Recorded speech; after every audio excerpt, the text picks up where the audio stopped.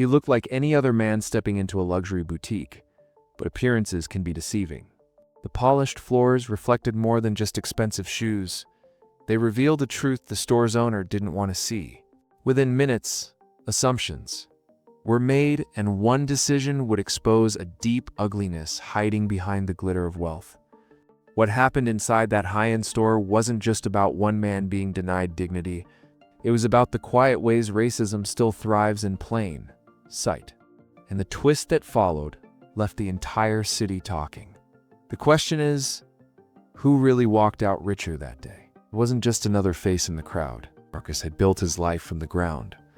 Long nights, endless work, and sacrifices most people never saw.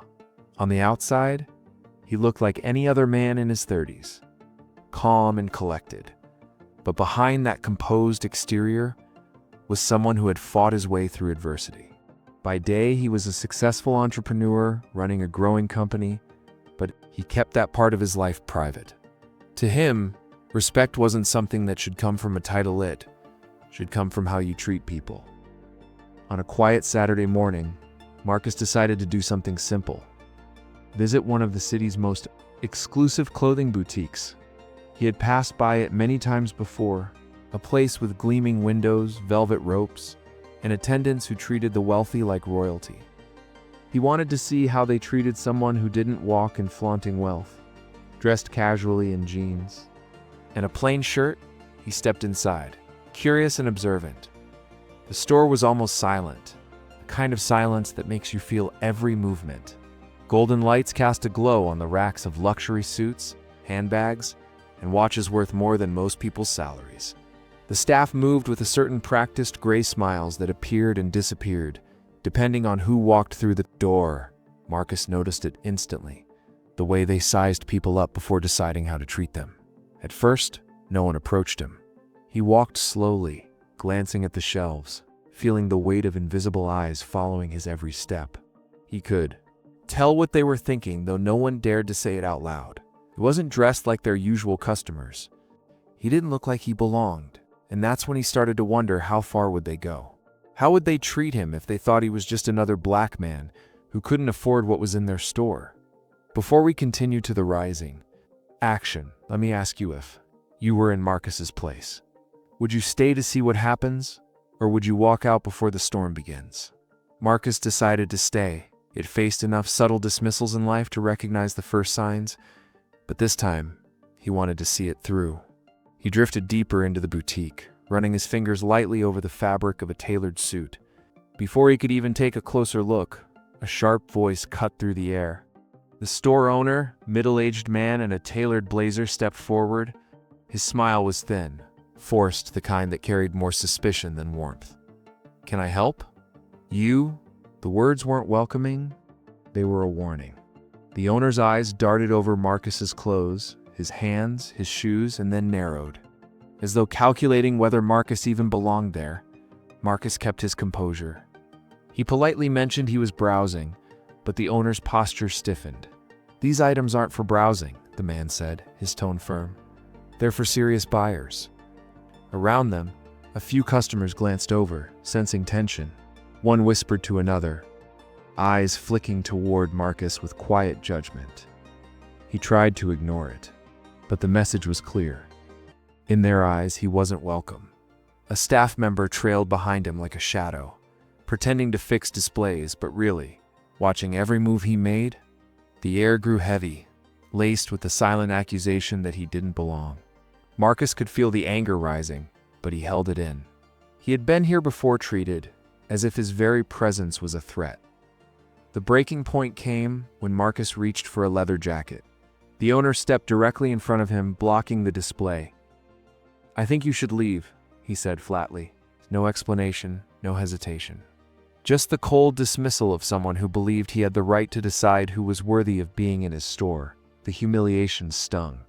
Customers pretended not to watch, but their sidelong glances said enough. They were witnesses. Silent, but complicit. Marcus stood there for a moment, taking in the sharp sting of rejection. Every fiber in him wanted to call the man out, to demand respect, but he didn't. Instead, turned and walked out, his head high, though his chest burned with The weight of injustice. Little did the owner know, the man he had just kicked out was not just any customer. By the next day, the power dynamic would shift. Then the one who thought he was untouchable would face a reckoning. The next morning, boutique owner prepared for what he expected to be another profitable day.